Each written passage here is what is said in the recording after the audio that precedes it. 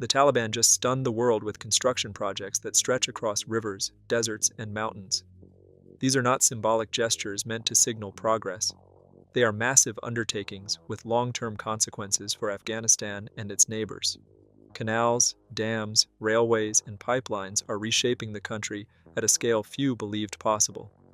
Each project carries costs in the billions and involves thousands of workers, but the greater impact lies in how they shift influence across the region.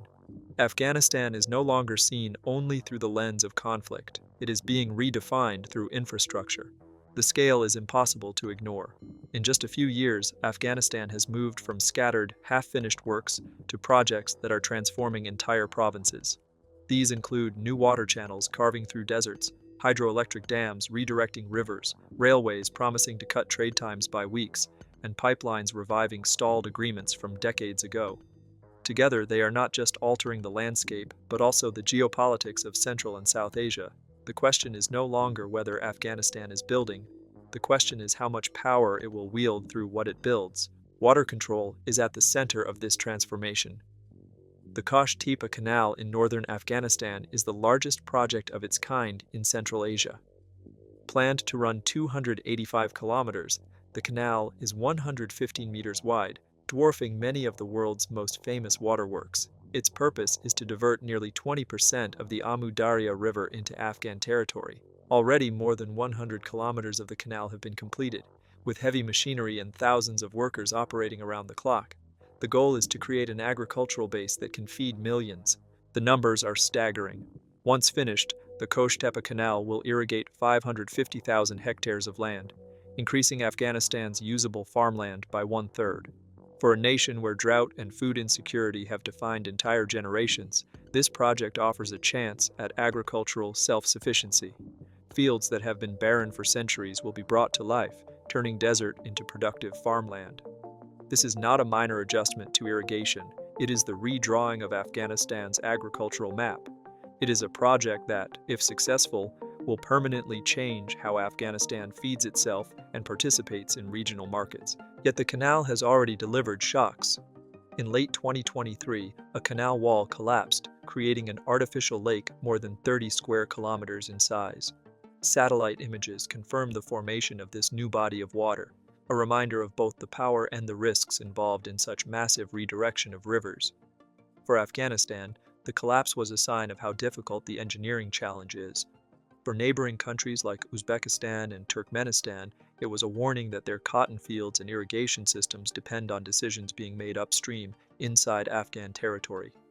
Dams amplify that message of control. The Bakhshabad Dam in Farah province is designed to hold 1.36 billion cubic meters of water. In addition to storage, it will produce 27 megawatts of hydroelectric power, a critical addition to a grid that remains unreliable across much of the country. The dam represents more than energy and water. It is an assertion of sovereignty. By controlling reservoirs of this size, Afghanistan gains leverage over every community downstream. Water can be distributed or withheld, creating a resource that doubles as a tool of negotiation with neighbors. In Herat province, the Pashdan Dam was officially inaugurated in 2025 after years of delay. Like Bakhshabad, it is designed for both irrigation and electricity generation. It now provides water to local farmland and power to communities that have long lived with shortages. But its true significance lies in the way water is being managed across borders. Under Taliban management, water releases to Iran have increased dramatically. That decision reveals the dual role of dams. They are engineering achievements, and they are also instruments of diplomacy. Each flow across the border is a calculated choice with political implications. This pattern reveals a strategy. Canals divert rivers, dams store and release water, and each project strengthens Afghanistan's position in regional affairs. The Kosh-Tepa Canal expands farmland while reducing water downstream. The Bakhshabad Dam builds energy independence while holding back 1 billion cubic meters of river flow. The Pashdan Dam supplies Herat while shaping Afghanistan's relationship with Iran. Taken together, they show that Afghanistan is not just building for domestic benefit, it is building to gain leverage. Water, more than oil or minerals, is emerging as the country's most immediate source of influence. Beyond water, Afghanistan is building connections that link it to global trade. The expansion of the China-Pakistan Economic Corridor in 2025 extended a $60 billion network of highways, railways, and pipelines into Afghan territory. This agreement linked Xinjiang in western China through Pakistan and now directly into Afghanistan. For Beijing, it opened access to Central Asian markets and Afghan minerals. For Kabul, it meant entry into one of the largest trade corridors in the world. It was not a symbolic signing ceremony. It was a commitment to embed Afghanistan in regional supply chains worth billions. The Trans-Afghan Railway pushes that integration even further. Estimated at $4.8 billion, the railway will stretch 573 kilometers, connecting Uzbekistan in the north to Pakistan in the south. To achieve this, engineers must construct over 300 bridges and 5 tunnels through some of the world's most challenging terrain. The prize is extraordinary. Once complete, the railway will reduce transport times for goods from 35 days to just 4. Afghanistan, long seen as landlocked and isolated, will instead sit at the center of a logistics corridor connecting Central Asia to the Arabian Sea. Westward, the Herat Railway is already operational. Since 2023, it has carried hundreds of tons of cargo into Iran, linking Afghanistan's economy to Iranian ports and, through them, to global shipping networks. For the first time, Afghan copper or agricultural exports can move directly to the Gulf without passing through Pakistan. This diversification of routes gives Afghanistan not just access to trade, but also bargaining power in how it moves its goods. Multiple gateways mean multiple partners, and multiple partners mean greater resilience in global markets. Pipelines complete this emerging network. The TAPI project, named for Turkmenistan, Afghanistan, Pakistan, and India, was revived in 2024 after more than 2 decades of delays. Stretching 1,821 kilometers, the pipeline is designed to carry 33 billion cubic meters of natural gas every year. For Afghanistan, it is a project of enormous financial and strategic value. Transit fees alone are projected to reach $1 billion annually. Thousands of jobs will be created along the route, and every cubic meter of gas that flows southward will generate revenue and reinforce Afghanistan's position as a necessary transit state. The story of Afghanistan's transformation does not stop with canals or railways. Energy flows are now being engineered across borders, with Afghanistan positioned as a central link. The CASA 1000 project is the most ambitious of these efforts.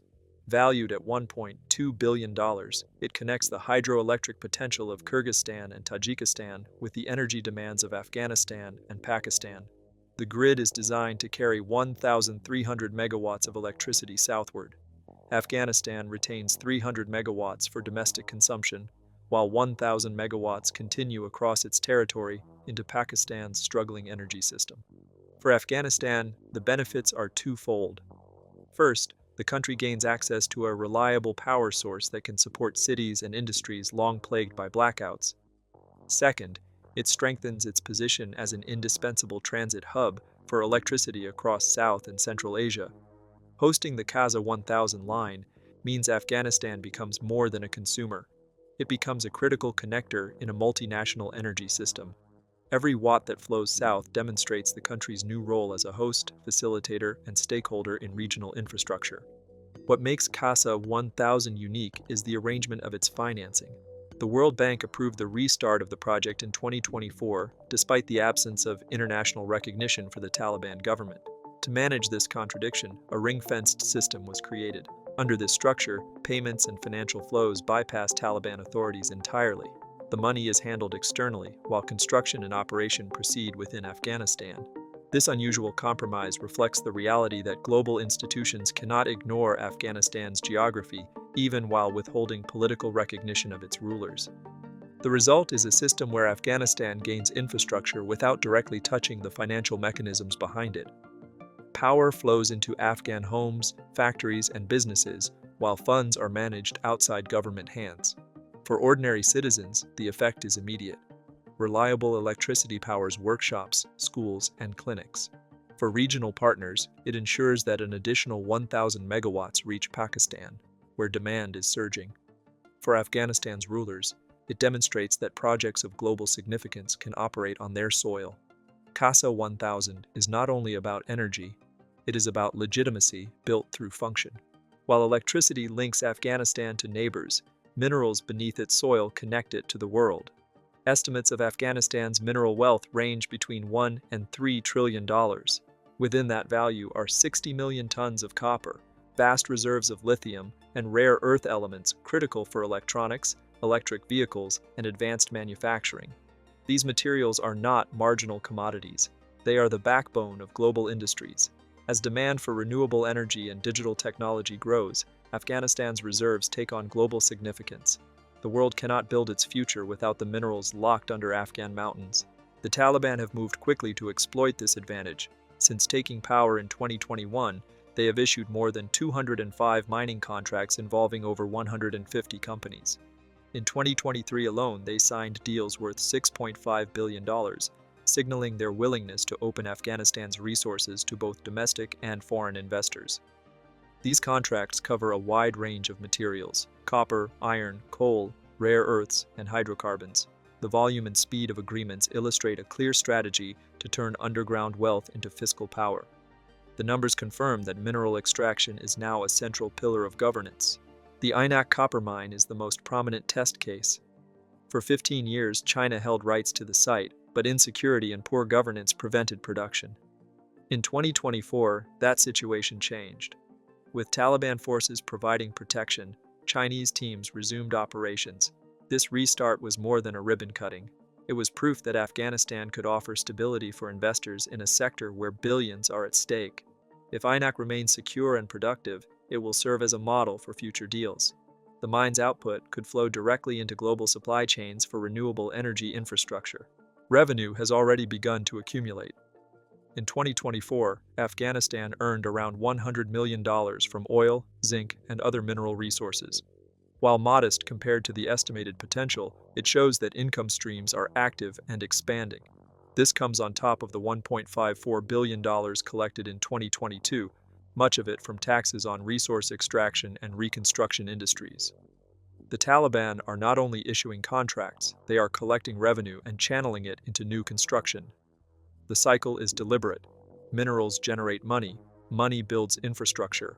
Infrastructure enables more mining. One of the most striking examples of this reinvestment is the reconstruction of the Salang Tunnel.